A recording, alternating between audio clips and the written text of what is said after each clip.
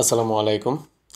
আজকে মূলত আলোচনা করব জুলকারনাইন সম্পর্কে, জুলকারনাইনের কোরআনে বর্ণিত সেই বিখ্যাত ভ্রমণ সম্পর্কে, সেই সাথে জুলকারনাইনের যে এখানে গগ ম্যাগগ বা ইয়াজুজ মাজুজকে যেখানে কিনা মূলত রাখা হয়েছে, যে এলাকাতে ওরা থাকতে পারে সম্ভাব্য যে এরিয়া, সেই এরিয়া সম্পর্কে একই সাথে আলোচনা করব জুলকারনাইন আসলে কে এবং কোন কোন পয়েন্টে উনি গিয়েছিলেন।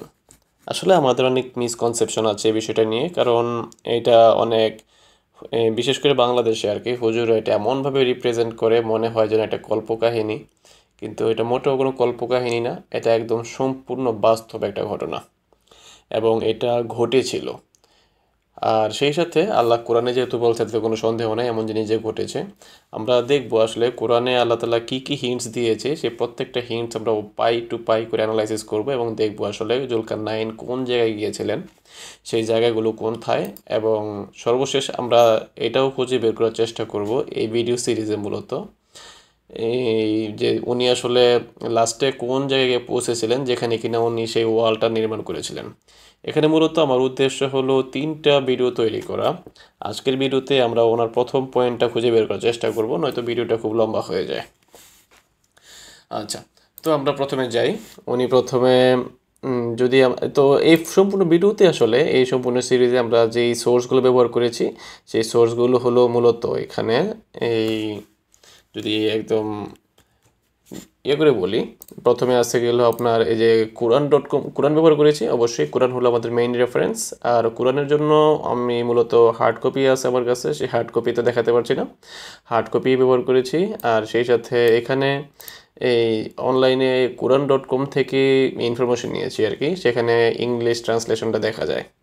আর সেই সাথে লোকেশন ফাইন্ডিংয়ের জন্য আমরা গুগল ম্যাপ ব্যবহার করেছি। এছাড়া আদার্স যে অথেন্টিক সোর্স আছে, যেমন সায়েন্টিফিক বিভিন্ন যে সোর্সগুলো, জার্নালগুলো আছে যেখান থেকে কিনা অথেন্টিক ইয়েগুলো পাওয়া যায় আর কি, যে স্পেসিফিকেশনগুলো বিভিন্ন লোকেশনের যে ইয়েগুলো পাওয়া যায়, সেইটা থেকে আমরা খোঁজার চেষ্টা করেছি আর কি, যে কোরআনে যে বর্ণনা দেওয়া আছে সেই বর্ণনার সাথে ম্যাচ করানোর জন্য আমরা বিভিন্ন অথেন্টিক সোর্স খোঁজ করেছি।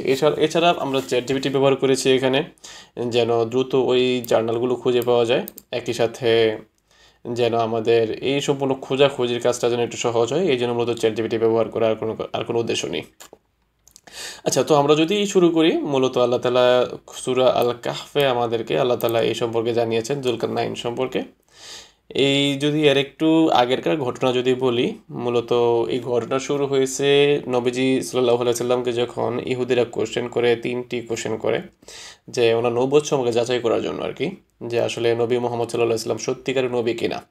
কারণ ইহুদিরা তো ইহুদিদের কাছে তো কোরআনের আগে যে গ্রন্থগুলো ছিল এই গ্রন্থগুলোর নলেজ ওদের কাছে ছিল আর কি, এবং ওনারা ওনাদের গ্রন্থ পড়ে জানতে পারছে যে একজন অবশ্যই একজন আসবে, যে কিনা মক্কায় থাকবে বা এবং মদিনায় আসবে সেখান থেকে।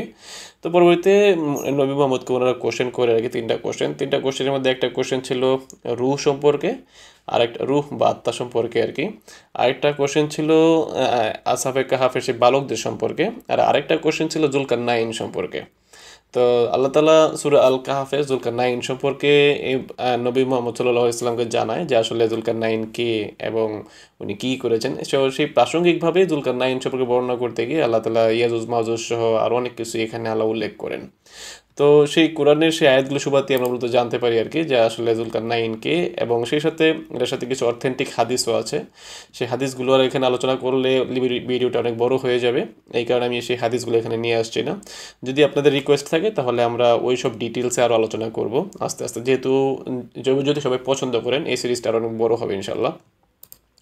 ওকে, তো আমরা পরবর্তীতে যাই। মূলত আল্লাহ তাআলা এই যে সূরা আল কাহফের 18 নম্বর সূরা আল কাহফ অর্থাৎ 18 নম্বর সূরার 83 নম্বর আয়াত থেকে এই ঘটনাটা বর্ণনা শুরু করছেন। এর আগের কথা যদি বলি, এর আগে মূলত আল্লাহ তাআলা এই যে 83 আগের ঘটনা যদি বলি, যে 82 নম্বর আয়াত বলেন বা 81 নম্বর আয়াতে বলেন, এইগুলোতে মূলত আল্লাহ তাআলা এই আয়াতগুলোতে এই মূসা নবীর ঘটনা বর্ণনা করছে। ওই যে মূসা নবী এবং খিজির আলাইহিস সালামের যে কাহিনী, সেই যে ঘটনাটা, ওই ঘটনাটা আল্লাহ তাআলা উল্লেখ করছেন আর কি। এই ঘটনাটা শেষ হয়ে গেল 82 নম্বর আয়াতে এসে, আর 83 নম্বর আয়াত থেকে শুরু হয়ে গেল জুলকারনাইনের বর্ণনা। তো জুলকারনাইনের প্রথম যদি আমরা বলি, এই প্রথম আয়াতে আল্লাহ তাআলা কি বলছেন আসলে? প্রথম আয়াতে বলছেন, they said, they ask you, তারা জিজ্ঞেস করে, O prophet, about Zulqarnain, say I will relate to you something of his narrative. Okay, তো আল্লাহ তাআলা বলতেছেন এই যে, ও প্রফেট, তারা তো জুলকারনাইন সম্পর্কে জিজ্ঞেস করে, বলো যে আমি তোমাকে তার সম্পর্কে জানাবো, এরকমের আর কি। তো এরপরের আয়াতটা যদি বলি, এরপরের আয়াতটার মধ্যে একটা স্পেশাল হিন্টস পাওয়া যায়, সেটা হলো surely we established him in the land. এই যে we established him in the land, এটা হলো ইম্পর্টেন্ট একটা লিঙ্ক। আমাদের আজকের এই সার্চে এই লিঙ্কগুলোই, এই পয়েন্টগুলোই মূলত আমাদেরকে সাহায্য করবে যে অ্যাকচুয়ালি সেই জায়গাতে পৌঁছাইতে।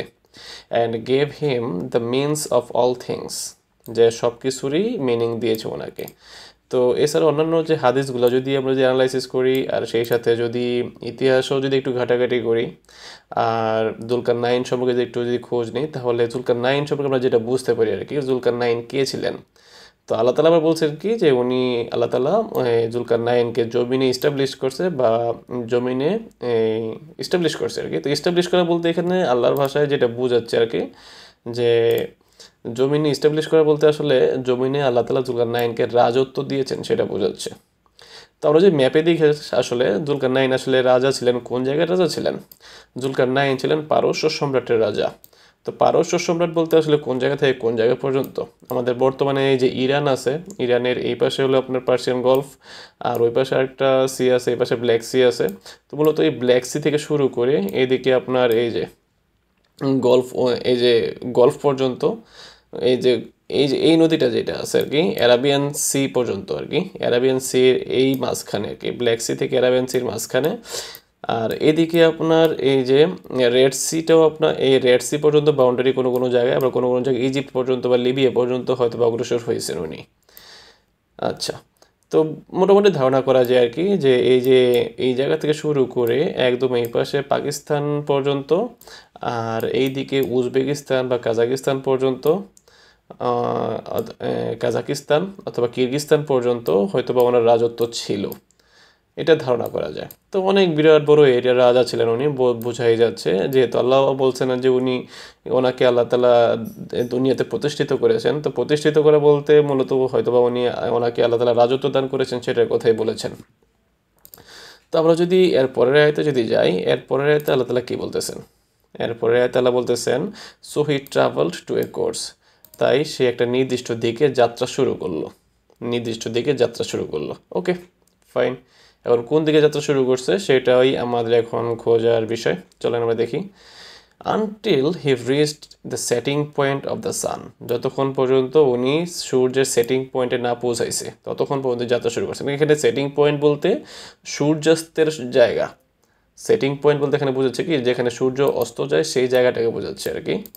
Which appear to him to be setting, মানে যেটা ওনার কাছে অ্যাপিয়ার হয়েছিল, to be setting in a spring, যেটা ওনার কাছে মনে হয়েছিল আর কি, যে এটা ডুবতেছে, সূর্যটা ডুবতেছে ইন এ মার্কি ওয়াটার। এখানে মার্কি ওয়াটার বলতে এখানে দুইটা পয়েন্ট আছে, একটা হলো মার্কি ওয়াটার, আর একটা হলো which appear to him. Which appear to হিম যদি আগে বলি, তাহলে এটা বলতে হবে যে কোরআন আমরা জানি যে কখনই মিথ্যা বলে না, কোরআন সবসময় সত্য বলে, যে কোনো সময় সবসময় এটা সত্য হিসেবে প্রমাণিত হয়ে আসছে। আমাদের বিজ্ঞান পরিবর্তনশীল হয়, বিজ্ঞান নতুন থিওরি বের হয়, ওই থিওরি সত্যতা যাচাই হয়, আবার কখনো প্রতিষ্ঠিত থিওরিও ভুল প্রমাণিত হয়ে যায়। তো আমাদের বিজ্ঞান পরিবর্তনশীল হয়, কিন্তু কোরআনের কোনো আয়াত কোনো কালেই কখনো ভুল প্রমাণিত হয় নাই। ওকে, তো এখানে মূলত কোরআন যে ভুল প্রমাণিত হয় নাই, সেটা কোরআন নিজেকে কীভাবে সব সময় সে নিজের এই সত্যতা সিকিউর করেছে সেটার একটা অনন্য উদাহরণ আমরা এখানে দেখতে পাই আর কি। সেটা হলো যে যে দেখেন এখানে বলতেছে কি, সেটিং পয়েন্টে গিয়ে পৌঁছাইছে, যেটা কিনা জুলকারনাইনের কাছে উদীয়মান হয়েছে, মনে হয়েছে। তো আসলে কোরআন যদি সত্য, আমরা তো জানি বর্তমানে যে সূর্য কোথাও ডুবে না, সূর্যের মতো করে ঘুরতেছে, পৃথিবীর মতো করে ঘুরতেছে সূর্যের চারদিকে। এই কারণে পৃথিবীর রোটেশনের কারণে সূর্য উদিত হয় আবার ডুবে। তো সূর্য একবার আমাদের কাছে দেখা দেয়, আর একবার আমাদের পার্শ্ববর্তী দেশে, তারপর আমাদের পার্শ্ববর্তী দেশে, এইভাবে মূলত সূর্য ঘুরে ঘুরে বিভিন্ন দেশে, বিভিন্ন অক্ষাংশে সে আলো দেয়, আর যে অক্ষাংশে সে থাকে না সেই অক্ষাংশে অন্ধকার দেখা যায়। তো যে এটা ডিটেলসে বলার কিছু নেই, আশা করি মোটামুটি যারা এখানে একটু পড়াশোনা করছেন তারা সবাই জানেন। ওকে, তো এখানে মূলত এটা তো কোরআন তো এটা জানে, কিন্তু ঘটনা হলো কি, এই জিনিসটা মানুষরা জানতে পারছে কবে, যে সূর্যের এই ঘূর্ণন সম্পর্কে। সূর্যের এই ঘূর্ণন সম্পর্কে মানুষরা খুব বেশি আগে না, হয়তো বা 1800 খ্রিস্টাব্দের দিকে, অথবা এরিস্টটল ধারণা করছিল প্রথমে। এরিস্টটল ধারণা করার পর ওই লোক অনেক বিপদে পড়ছিল আর কি, যে এই কথা বইলা, যে সূর্য পৃথিবী নাকি ঘুরে। তারপরে যাই হোক, আস্তে আস্তে এটা প্রতিষ্ঠিত হয় আর কি, একদম দৃঢ়ভাবে প্রতিষ্ঠিত হয় যে হ্যাঁ আসলে সূর্য ঘুরে। এটা প্রতিষ্ঠিত হইতে অনেক সময় লাগছে, কিন্তু ওই এরিস্টটল আসারও অনেক আগে থেকে কিন্তু কোরআন ছিল। তো সেখানে উনি মূলত এই যে এই কথাটার মাধ্যমে কোরআনের সত্যতা টিকায় রাখছে আর কি। সেটা হলো যে কোরআন বলে নাই যে সূর্য পানিতে ডুবে। কোরআন যদি বলতো যে সূর্য পানিতে ডুবে, তাহলে এটা মিথ্যা হয়ে যেত। কোরআন বলছে কি, জুলকারনাইনের কাছে মনে হয়েছে যে সূর্য পানিতে ডুবে। এই হলো ঘটনা। তো মানুষের কাছে, আমাদের কাছে মনে হইতেই পারে, এবং এখনও মনে হয় আমাদের কাছে, যে সূর্য পানিতে ডুবতেছে। ওকে, তো আমরা পরবর্তী পয়েন্টে যাই। প্রথম পয়েন্ট এটা আলোচনা করা হলো যে হুইচ অ্যাপিয়ার টু হিম, যেটা তার কাছে মনে হয়েছিল। এটা মূলত দেওয়া হয়েছে এই কারণে যে কোরআনকে সবসময় সত্য রাখার জন্য। আচ্ছা, এখন কথা হলো কি, তার কাছে মনে হয়েছিল কি যে মার্কি ওয়াটারে ডুবতেছে। এখন মার্কি ওয়াটার বলতে কি ওয়াটার বোঝায়? আমরা যদি কোরআনের এখানে ওয়ার্ড টু ওয়ার্ড যদি দেখি, তাহলে দেখতে পাবো যে until when he reach to the setting place the sun he found it setting in a spring মাড dark of মাড water. এই যে এই ওয়ার্ডটা যদি আমরা গুগল ট্রান্সলেট করি, তাহলে গুগল ট্রান্সলেটে পাবেন যে এটা the water which is mixed with mud, মানে কাদামাটির সাথে মিশ্রিত কোনো পানি আর কি। তো কাদামাটির সাথে মিশ্রিত পানি আসলে এমন পানি, এমন একটা স্প্রিং বা এমন একটা জলাশয় যেখানে কিনা কাদামাটির সাথে মিশ্রিত পানি। আচ্ছা দেখেন, এখন কথা হলো কি, সেটিং পয়েন্টে গেছে যেখানে সূর্য অস্ত যায়। তো সূর্য অস্ত যায় পৃথিবী থেকে, যদি আমরা সূর্য অস্ত যায় যদি দেখতে চাই, তাহলে আমাদের কয়েকটা জিনিস লাগবে। সেটা হলো গিয়ে পৃথিবীর যে কার্ভেচার আছে বা পৃথিবীর যে বক্রতা আছে, এমন বক্রতা বোঝা আছে এমন কোন একটা জলাশয় লাগবে, অর্থাৎ অনেক বড় জলাশয় লাগবে। মিনিমাম আপনার পৃথিবীর বক্রতা দেখা যায় কয় কিলোমিটার, সম্ভবত 2.5 কিলোমিটার, মোটামুটি একটু বড় জায়গা হলে আর কি, আমার একজাক্টলি সংখ্যাটা মনে নাই। মোটামুটি বড় একটা জায়গা হলে তখন পৃথিবীর বক্রতা দেখা যায়, মানে পানির সারফেসটা এত বড় হইতে হবে যেন পৃথিবীর বক্রতা যেন দেখা যায়, তাহলে সূর্য যে পানিতে ডুবতেছে এটার ফিল পাওয়া যাবে আর কি। তো এমনটা আসলে কোথায় ঘটে? এমনটা ঘটে সাধারণত সমুদ্রে, অথবা নদীতে ঘটে না, খালেও ঘটে না, বিলেও ঘটে না, পুকুরেও ঘটে না। পুকুরের মধ্যে যদি যাই তাহলে পানিতে ডুবতে দেখা যাবে না। তো সাধারণত সমুদ্রে যদি যাই তাহলে সমুদ্রে দেখা যাবে। তো এই জিনিসটা আসলে যে স্প্রিং বলতে এখানে মূলত যেটা বোঝাচ্ছে আর কি, স্প্রিং বলতে মূলত এখানে সমুদ্র বন্দরে বোঝাচ্ছে। আর এই যে মার্কি ওয়াটার বলতে এখানে এই কাদামাটিযুক্ত বা মাটিযুক্ত পানিকেই বোঝাচ্ছে। আচ্ছা, তাহলে এই পয়েন্টটা আলোচনা করা হয়ে গেল যে জুলকারনাইন কাদামাটি আছে এমন একটা সমুদ্র বন্দরে গেছে যেখানকার পানিতে মাটি আছে আর কি, বা মাঠ আছে। তারপরে কি বলছে, where he found some people, যেখানে উনি কিছু জনগোষ্ঠী পাইলো। এটা হলো আরেকটা পয়েন্ট। আমরা মূলত কীভাবে খুঁজবো? আমরা খুঁজবো পৃথিবীতে কয়টা জলাশয় আছে বা সমুদ্র বন্দর আছে যেখানে কিনা কাদামাটিযুক্ত পানি আছে, এবং দেখবো সেখানে জনগোষ্ঠী আছে কিনা, বা ওই সময়তে জনগোষ্ঠী থাকার সম্ভাবনা ছিল কিনা, এটাও আমরা খুঁজে দেখব।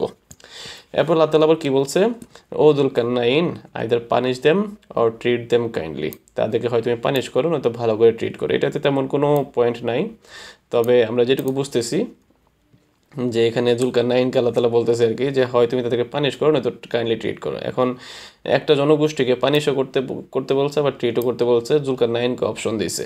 তো কেন অপশন দিছে?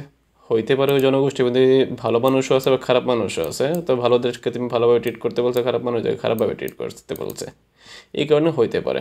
তো মোটামুটি প্রায় সব জনগোষ্ঠীর মধ্যে ভালো খারাপ মিশ্রিত অবস্থায় থাকে, তো এই কারণেই হয়তো এমনটা বলছে আর কি। আচ্ছা, তো আমরা পরের লাইনে যাই। তো দেখি, হি রেসপন্ডেড, তো জুলকারনাইন আবার রেসপন্স করছে কি, whoever does wrong will be punished by us, যেই কিনা খারাপ কাজ করবে সে আমাদের দ্বারা পানিশড হবে। এই যে আস বলছে আর যে পানিশমেন্টের কথা বলছে, এইটা খুবই গুরুত্বপূর্ণ একটা পয়েন্ট। এই পয়েন্টটা দিয়ে আমরা অনেক কিছুই প্রেডিক্ট করতে পারি যে আসলে কি ঘটতে যাচ্ছে বা কি হচ্ছে এখানে। এরপরে কি, then will be return to the lord who will punish them with a horrible torment. এখন কথা হলো কি, যে তারপরে জুলকারনাইনকে রেসপন্স করছে কি, যে যেই কিনা খারাপ কাজ করবে সে আমাদের দ্বারা পানিশড হবে। এখানে দেখার বিষয় হলো কি, যে আপনি যদি ইয়াতে যান, আপনি যদি মনে করেন যে ঢাকায় বাড়ি, আপনি গেলেন সিলেট গিয়ে আপনি চাইলে সিলেটের একটা জনগোষ্ঠীকে পানিশ করতে পারবেন না যদি আপনি একলা যান বা একা যান। আপনি তখনই সিলেটের জনগোষ্ঠীকে পানিশমেন্ট দিতে পারবেন যখন কিনা আপনি হিউজ পরিমাণ জনগোষ্ঠী বা শক্তি সাথে নিয়ে যান যদি, তাহলে ওইখানকার জনগোষ্ঠীর ভুল করলে তাদেরকে আপনি পানিশমেন্ট দেওয়ার মতো সক্ষমতা আপনি দিতে পারবেন আর কি। তার মানে পানিশমেন্ট দেওয়ার মতো সক্ষমতা আছে এরকম পরিমাণ জনবল বা সৈন্যবহর সাথে করে জুলকারনাইন এই ভ্রমণে বের হয়েছিল। আমরা এই যে আজ দ্বারা এই কথাটা বুঝতে পারি। আচ্ছা, তার মানে আমরা এই যে আজ দ্বারা বুঝতে পারি যে জুলকারনাইন পানিশমেন্ট দিতে পারে এমন একটা এরকম পরিমাণ জনবহুল এরকম পরিমাণ মানে সৈন্যবাহিনীর সাথে করে নিয়ে মানে একটা সম্পূর্ণ জনগোষ্ঠীকে পানিশমেন্ট দেওয়ার মতো সক্ষমতা রাখে এমন পরিমাণ জনসংখ্যার সাথে নিয়ে বা সৈন্যবহর সাথে নিয়ে উনি বের হয়েছেন এবং বের হয়ে এমন এক জায়গায় পৌঁছাইছেন যেখানে কিনা মূলত সূর্যাস্ত যায় এবং সেই যে পানিতে সূর্যাস্ত যায় সেই পানিটা হলো কি মারি ওয়াটার বা মার্কি ওয়াটার, এবং ওই এলাকাতে একটা জনগোষ্ঠীও আছে এবং উনি অনেক সৈন্যবাহিনী সাথে করে নিয়ে ওই জনগোষ্ঠীতে গেছেন। তো আমরা যদি সার্চ দিই আসলে কোথায় কোথায় আসলে সেই মারি ওয়াটার পাওয়া যায়, তাহলে দেখেন যদি সার্চ দিই তাহলে আসলে আমরা খুঁজে পাই 3টা জায়গা পৃথিবীতে। একটা হলো ইউনাইটেড স্টেটসের আপনার যে মিসিসিপি রিভার ডেল্টা, এই যে এই পয়েন্টটাতে, আরেকটা হলো ব্রাজিলের এই যে অ্যামাজন রিভারে এইখানে, আরেকটা হলো বাংলাদেশের এই যে বাংলাদেশ আর ইন্ডিয়া যে সুন্দরবন এরিয়া আছে এই এরিয়াতে। এই 3টা জায়গাতে মূলত কাদামাটিযুক্ত পানি আসে এই 3টা জায়গাতে। তো আমরা যদি ম্যাপে একটু ডিটেলসে দেখি তাহলে আরও ক্লিয়ারলি বোঝা যাবে আর কি। ম্যাপটাতে যদি একটু দেখি, ওকে, এই হলো পৃথিবীর ম্যাপ। জুলকারনাইন হলো আপনার এই অঞ্চলের এই অঞ্চলের রাজা। তো ওনার কাছে এখন 3টা অপশন। এই লোক কোন জায়গায় যেতে পারে? এই লোক আপনার যদি যদি আসে, আমেরিকাতে আসতে হলে তাকে হয় এই আটলান্টিক মহাসাগর পাড়ি দিতে হবে। আটলান্টিক মহাসাগর যদি পাড়ি দিতে না চায় তাহলে ওনাকে যাইতে হবে আপনার এই যে রাশিয়ার এই আলাস্কা এইখান দিয়ে যাইতে হবে, যেখানে কিনা তাপমাত্রা সবসময় মাইনাসে থাকে। এদিক দিয়ে যাইতে হবে। আর ওইখানে যদি যায় তাহলে উনি আমেরিকার এই 2টা জায়গা, একটা হলো কি আপনার এই যে অ্যামাজন ডেল্টার এদিকে একটা রিভার আছে এইটাতে, অ্যামাজন ডেল্টাতে এখানে একটা রিভার, এই রিভারটা এখানে যে পড়ে এখানে পলিমাটিযুক্ত পানি পড়ে আর কি। তো এইখানে হয়তোবা আসতে পারে উনি, অথবা আসতে পারে গিয়ে হলো আপনার এই যে এই জায়গাটাতে, এখানেও পলিমাটিযুক্ত পানি পড়ে যেখানে কিনা কাদাযুক্ত মাটি আর কি। এই যে এই জায়গাটাতে কোথায়, এই যে এদিকেই হয়তো বা কোথাও, এই যে আটলান্টা, এই যে এদিক দিয়া ওকে, ইউনাইটেড স্টেটসের যে এই এরিয়াটা দিয়ে উনি আসতে পারে আর কি। তো কথা হলো কি এদিকে উনি আসবে কি না, ওই আমলে এই আটলান্টিক মহাসাগর পাড়ি দিয়ে এই পাশে আসাটা এটা একটা সম্ভব কিনা, এটা একটা বিরাট বড় কোশ্চেন। আর যে রাশিয়ার ওদিক দিয়েও যদি আসে, এই যে রাশিয়া এদিক দিয়েও যদি আসে, এদিক দিয়েও আসতে পারবে কিনা এটাও একটা বিরাট বড় কোশ্চেন। আরও মজার বিষয়, ওইখানে গিয়ে উনি একটা জনসংখ্যা পাইছে, জনগোষ্ঠী পাইছে। তো আমরা জানি যে আমেরিকাতে জনগোষ্ঠী আগে ছিল না, ইউরোপিয়ানরা গিয়ে যখন আমেরিকা জয় করছে তখন গিয়ে ওনারা মূলত আমেরিকাতে বসবাস করা শুরু করছে। এর আগে আমেরিকাতে মূলত জনগোষ্ঠী ছিল, এই ইউরোপিয়ানরা যখন গেছে তখন ওইখানে রেড ইন্ডিয়ানরা ছিল যারা কিনা আগে থেকে বসবাস করতো।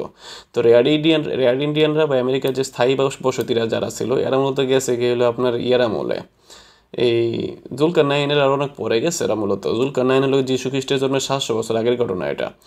আর এখানে যে আগের আদিবাসী যারা আমেরিকাতে বসবাস করতো এরা মূলত গেছে গেলে আপনার যীশু খ্রিস্টের জন্মের আরও পরে। ধারণা করা হয় যে অ্যারাবিয়ানরা যখন কিনা আপনার ওই যে এই 1200 খ্রিস্টাব্দের দিকে, এই বেশি দিন আগে না, মুহাম্মদ সাল্লাল্লাহু আলাইহি সাল্লামের মৃত্যুর পরে আর কি, যখন মুসলিমরা যখন আপনার বিভিন্ন ল্যান্ড জয় করা শুরু করলো তখন ধারণা করা হয় আর কি যে তারাই হয়তোবা এই যে এই দিক দিয়া এই রাশিয়ার দিক দিয়ে পার হইয়া আপনার ওই অঞ্চলে চলে গেছিল, এরকম ধারণা করা হয়। এটা শিওর না, তবে জুলকারনাইনের সময় এখানে কোনো জনগোষ্ঠী ছিল না, এটা মোটামুটি শিওরলি বলা যায়। তো আমরা ওই 2টা অপশন বাদ দিতে পারি। যদি 3 নম্বর অপশনে যদি আসি তাহলে 3 নম্বর অপশনটা হলো বাংলাদেশ।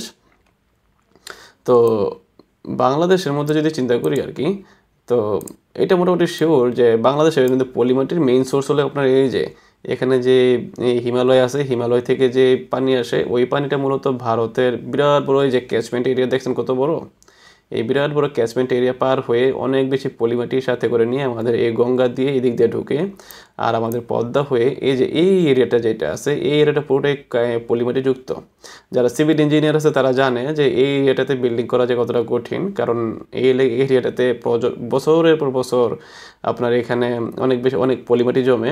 তো যার কারণে হয়েছে কি যদি সয়েল টেস্ট করে আর কি, তাহলে এই এরিয়াটাতে দেখা গেছে যে লোড বেয়ারিং ক্যাপাসিটি অনেক কম থাকে আর কি বাংলাদেশের অন্যান্য এরিয়ার তুলনায়, কারণ এই এরিয়াটা মূলত জন্মই হয়েছে পলিমাটি জমা হইতে হইতে। ইভেন এখানে যদি দেখেন তাহলে এই যে দেখেন এখানে ছোটো ছোটো প্রচুর দ্বীপ আছে এখানে, প্রত্যেকটা দ্বীপ, এবং ইভেন এখনও ছোটো ছোটো অনেক দ্বীপ জন্মাচ্ছে। মূলত এই যে এই রিভারগুলো দিয়ে যে পানিগুলো আসে এই পানিগুলোতে প্রচুর পরিমাণে পলিমাটি থাকে, যার কারণে এই যে এই ছোটো ছোটো দ্বীপ প্রতিনিয়ত জন্মাচ্ছে আবার হারিয়ে যাচ্ছে, জন্মাচ্ছে হারিয়ে যাচ্ছে। এই যে এদিক দিয়েও সেম, ভারতের এই দিক দিয়েও সেম। তো মোটামুটি এই এরিয়াটাতে পলিমাটি আছে আর কি, পানির সাথে মিশে আসে। কিন্তু আবার এই যে এই দিক দিয়ে যদি দেখি আমাদের এই যে চট্টগ্রাম চিটাগাংয়ের এদিকে কিন্তু অত পলিমাটি নেই, এদিকে মোটামুটি আপনার পরিষ্কার পরিষ্কার পানি বলা যায়। কক্সবাজার এদিকে সবচেয়ে ময়লাযুক্ত মাটি বা মাটি কী বলে এটাকে, পানিতে সবচেয়ে মাটি থাকে গেলো এই এরিয়াটাতে। তো ধারণা, আর যদি জুলকারনাইনের ভ্রমণ যদি চিন্তা করি তাহলে এই যে পার্সিয়ান এই অঞ্চল থেকে ল্যান্ডের সরাসরি কানেকশন আছে, এখান থেকে এই জায়গাতে আসাটা এত বেশি কঠিন হওয়ার কথা না, কারণ এখান থেকে আসতে হলে মাত্র এই যে আফগানিস্তানের এখানে একটা পাহাড় আছে, আফগানিস্তানের এখানে কাবুলের এদিকে অথবা পাকিস্তানের দিকে একটা পাহাড় আছে, এই পাহাড়টা পার হইতে পারলেই। আর তাছাড়া ওই সময় ন্যাচারালি এই পাহাড়ের ভিতর দিয়ে রাস্তা ছিল আর কি, এখনও আছে রাস্তা। এখন বর্তমানে এই যে খাইবার পাস যেটা আছে, খাইবার পাস কিন্তু ন্যাচারালি তৈরি রাস্তা। আমাদের এই ভারত উপমহাদেশে আসার জন্য খাইবার পাস ছাড়া কিন্তু আর কোনো রাস্তা নাই। তো খাইবার পাস কিন্তু এটা এখনকার না, এটা অনেক আগের রাস্তা, হয়তোবা উনি খাইবার পাস দিয়ে হয়তোবা এদিকে আসছিল, ধারণা করা যেতে পারে। তো এদিকে আইসা উনি হয়তোবা যে আমাদের এই অঞ্চলে আসছিল এবং যে জনগোষ্ঠীর কথা বলছে তখন ওইটা হয়তো আমাদের ভারত উপমহাদেশের জনগোষ্ঠীর কথাই বলছে, কারণ এইখানে আপনার এই ভারত উপমহাদেশের জনগোষ্ঠী আপনার অনেক আগে থেকেই ছিল। আপনার হিন্দুদের যেই ধর্মের কথা বলে আর কি হিন্দুরা, ওই ধর্মটার বিভিন্ন গ্রন্থগুলো যদি আপনি অ্যানালাইসিস করেন বা বিভিন্ন পোড়ামাটি যদি ইয়ে করেন, এখনও দেখবেন যে মিনিমাম আপনার 6,000 7,000 বছর আগের বিভিন্ন ইয়েটে পাওয়া যায়। অথবা আমাদের বিভিন্ন ইয়াটিয়া যে ওই যে মন্দির টন্দিরও দেখবেন যে হিন্দুদের মন্দির টন্দিরও দেখবেন যে 6,000 7,000 আগের বিভিন্ন ইতিহাস পাওয়া যায়। তার মানে অনেক আগে থেকেই আমাদের এই অঞ্চলে অনেক মানুষ বসবাস করতো। তো সেই হিসেবে ধারণা করা যায় এই তিনটা অপশন থেকে জুলকারনাইনের আসার সম্ভাবনা রয়েছে আপনার এই বাংলাদেশের এদিকে। এখন কথা হলো কি, উনি রাজা মানুষ, আমাদের এই বাংলাদেশে দিয়ে কেন আসছেন এত বিরাট বড় সৈন্যবাহিনী নিয়ে, তাই না?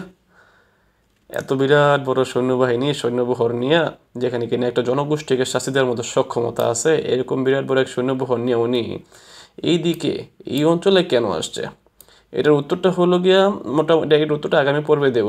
উত্তরটা হলো গিয়ে আপনার এইখানে আর কি আমাদের এই বাংলাদেশের কথা যদি বলি আর কি, আমাদের ভারত উপমহাদেশে যে ঢুকতে হলে আপনার শুধুমাত্র খাইবার পাস দিয়ে ঢুকা যায়, এটা হলো একটা বিষয়। আর নতুবা আপনাকে সমুদ্রপথে ঢুকতে হবে। ভারত উপমহাদেশ ন্যাচারালি সিকিউর একটা জায়গা, কারণ এখানে খাইবার পাস দিয়ে ঢুকতে হবে, নয়তো এদিকে হিমালয় পার হয়ে যেতে হবে, নয়তো এদিকে আপনার এই যে আসাম মেঘালয় টেঘালয় মিজোরাম টেজোরাম যা আছে এগুলো সব কিন্তু আপনার পাহাড়ি এলাকা। এই পাহাড়ি এলাকা পার হয়ে তারপরে এদিকে এসে আক্রমণ করতে হবে। তো ন্যাচারালি আমাদের এই ভারত উপমহাদেশ খুবই সিকিউর এলাকা, এটা হলো একটা। তো এদিক দিয়ে যেহেতু পাহাড় আছে, উনি জুলকারনাইন হয়তো বা ভাবছিলেন যে উনি তো এখানকার পারস্যের রাজা, তাই না? উনি হয়তো ভাবছেন আমার রাজ্য এদিকে যদি সম্প্রসারণ করতে হয় তাহলে এই পাহাড়গুলো অতিক্রম করতে হবে। তো উনি হয়তো ভাবছিলেন যে এই যে পাহাড়গুলো উনি দেখতে পাচ্ছেন, এই পাহাড়গুলো কিন্তু এখান থেকে শুরু হয়েছে না, এই পাহাড়গুলো শুরু হয়েছে যে পাকিস্তানি এই জায়গাতে গিয়ে ইভেন আফগানিস্তানের দিক দিয়েও শুরু আছে। এই যে তাজিকিস্তান তুর্কমেনিস্তান এই যে এই এরিয়াগুলো, কিরগিস্তান মার্গিস্তান এই যে এই এরিয়াগুলো পুরোটাই কিন্তু পাহাড়ি এলাকা। এই এরিয়াটা, এই এরিয়ার কিরগিস্তান তাজিকিস্তান এই এরিয়াগুলো পুরোটাই পাহাড়ি এলাকা। তো উনি দেখলো কি এই সবগুলো পাহাড়ি এলাকা, ওই পাশে ঢোকার কোনো রাস্তা পাচ্ছি না, এই একটা রাস্তা পাইছি, ঢুকছি। তো ঢুকে উনি মনে করছে কি আমি মনে হয় সম্পূর্ণ পাহাড়ি এলাকার ভিতরে ঢুকে গেছি। তো আইসা দেখে যে আরে না, এটা তো ওই পাশে আরেকটা পাহাড় আছে, দেওয়া যায় হিমালয়, বিরাট বড় পাহাড়, এটা পার হয়ে এই পাশে যাওয়া তো বিরাট কঠিন, কিন্তু এখানে দিয়ে আরেকটা জনগোষ্ঠী আছে। উনি হয়তো বা এই কারণেই মূলত এখানে আসছিলেন ওনার রাজ্য বাড়ানোর জন্য। ওনার উদ্দেশ্য ছিল মূলত ভিতরে যাওয়া, কিন্তু ভিতরে যাওয়ার উদ্দেশ্যেই উনি মূলত খাইবার পাস দিয়ে হয়তো বা ঢুকছিলেন, ঢুকে এই এলাকাতে ঢুকছেন। এই এলাকাতে এসে যখন দেখে যে এখানে জনগোষ্ঠী আছে, কিন্তু এইটা মূলত মেইন ল্যান্ড না, এইখানে আরেকটা বড় পাহাড় আছে, এই পাহাড় পার হয়ে ওই পাশে যদি যাইতে পারি তাহলে ওইখানে আরও ল্যান্ড আছে। এই কারণে হয়তো এখানে যখন দেখছে যে এখানে নিরীহ মানুষ টানুষ বসবাস করে, কোনো ঝামেলা টামেলা নাই, তো উনি এখানে হয়তোবা কিছু সময় কাটাইয়া সৈন্যবাহিনী নিয়ে তারপরে হয়তোবা উনি চলে গেছিলেন আর কি। আচ্ছা, তো এটা হলো ফার্স্ট কোর্স, উনি প্রথম এই পয়েন্টেতে আসছিলেন। ওকে, তো উনি প্রথম এই পয়েন্টে আসছেন। এরপরে কী হয়েছে, বলতেছে কি যে তাদেরকে পানিশ দিবে আর যারা কিনা করবে, অ্যান্ড অ্যাজ ফর দোজ যারা কিনা বিলিভ করবে গডকে এবং ভালো কাজ করে তাদেরকে উনি পুরস্কৃত করবেন বা ইজি কমান্ড দেবেন, এরকম কথা বলতেছে। এরপরে করেছে কি then he travel to the different course, তারপরে উনি অন্য আরেক দিকে যাত্রা শুরু করলেন। তো এইটা আবার নেক্সট ভিডিওতে আলোচনা করব। আগে দেখি আপনারা কেমন রেসপন্স করেন। যদি রিকোয়েস্ট থাকে আপনাদের কাছ থেকে যে পরবর্তীতে এটা নিয়ে আরও কাজ করার জন্য, তাহলে ইনশাল্লাহ আরও ডিটেলসে কাজ করব। ওকে, থ্যাংক ইউ। এই পর্যন্তই। দোয়া করবেন, সবাই ভালো থাকবেন, আর নিজের জন্য দোয়া করবেন আর কি, বিশেষ করে, কারণ আখিরাতেও কিন্তু কিয়ামতের ময়দানে আপনারটা আপনি ইউর ওন সেলফিশ হওয়া, তখন আপনি আমি সবাই সেলফিশ থাকবো। যাই হোক, যতদিন বেঁচে আছেন ততদিন পর্যন্ত আপনার জন্য দোয়ার দরজা খোলা, তওবার দরজা খোলা। নিজের জন্য দোয়া করেন অ্যাটলিস্ট, যে আল্লাহ যেন আপনাকে ইমানদার হয়ে সহি সালামতে মৃত্যু দেয়। ওকে, ইনশাল্লাহ যদি সব কিছু ঠিকঠাক থাকে তাহলে পরবর্তী ভিডিওতে দেখা হবে।